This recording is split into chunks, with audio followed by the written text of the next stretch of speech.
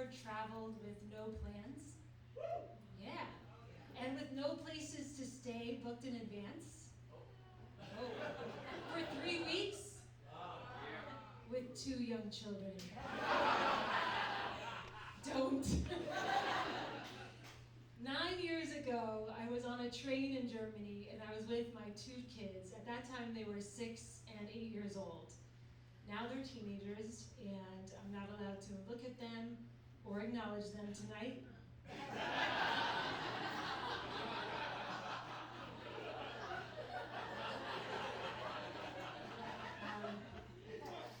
So we're on this train, and we'd already missed 2 train connections that day. We were trying to get to central Denmark, which was 5 hours north of where we were. And if we didn't make it, we'd have nowhere to sleep that night. What the hell were we doing? We were traveling on kindness.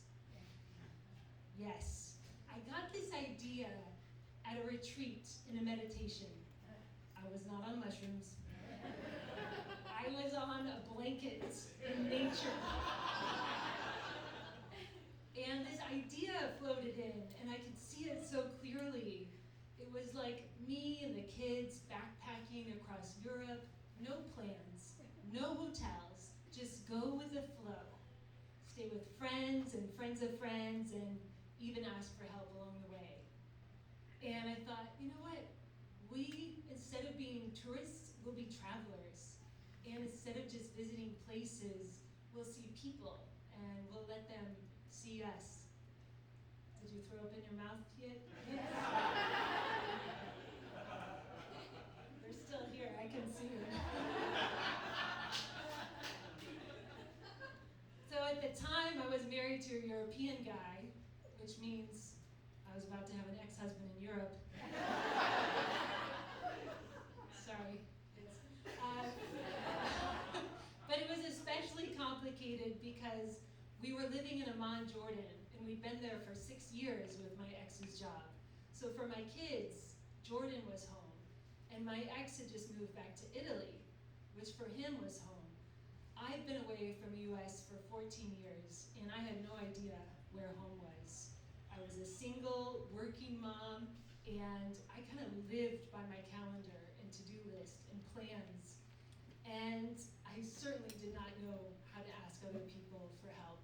So this trip, it wasn't about not spending money, it was about leaning into trust.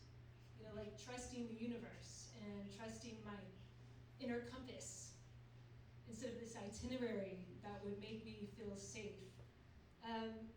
You know, we have this travel motto, and it was called travel lightly, leave only love behind.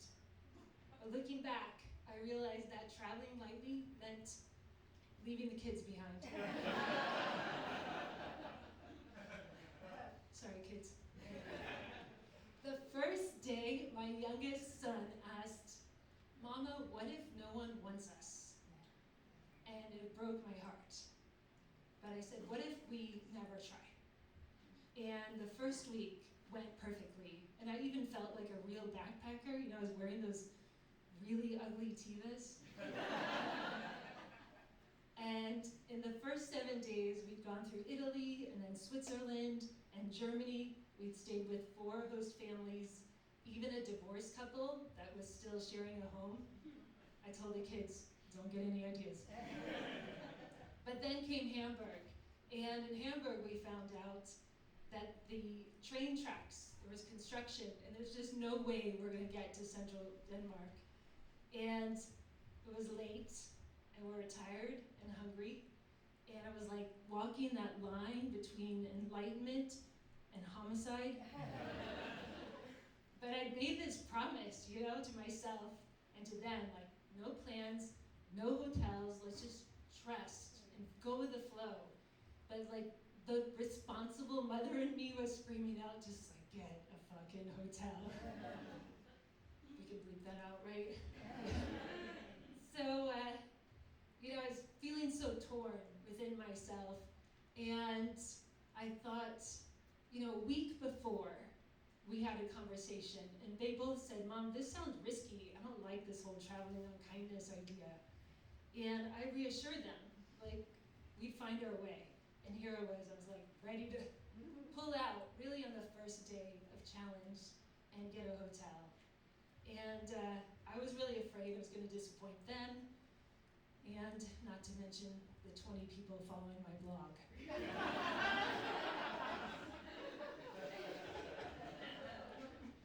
So it's interesting because Sam then, who was 8, said, "Mama, why don't we just go to Copenhagen, even if we get there late?"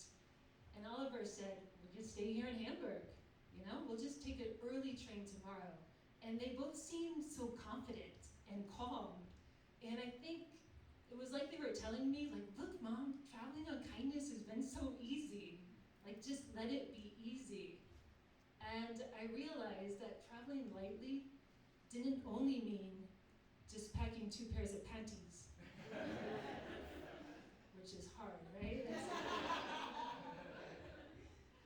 That traveling lightly means also like letting go of plans and letting go of this idea of false control.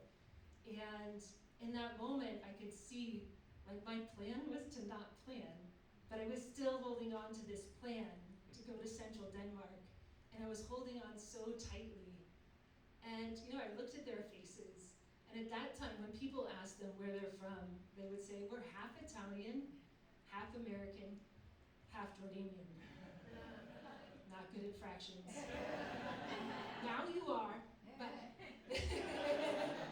but I could see in their faces, you know, they seemed so calm and reassured, and I realized that home is not only a place, it's this feeling of peace and safety, and they had it, and that's what I've been looking for. That was home. In the end, we traveled 21 days. We went on 27 trains to 4 countries. We stayed with 11 host families. We had approximately 87 meltdowns. The kids had some too.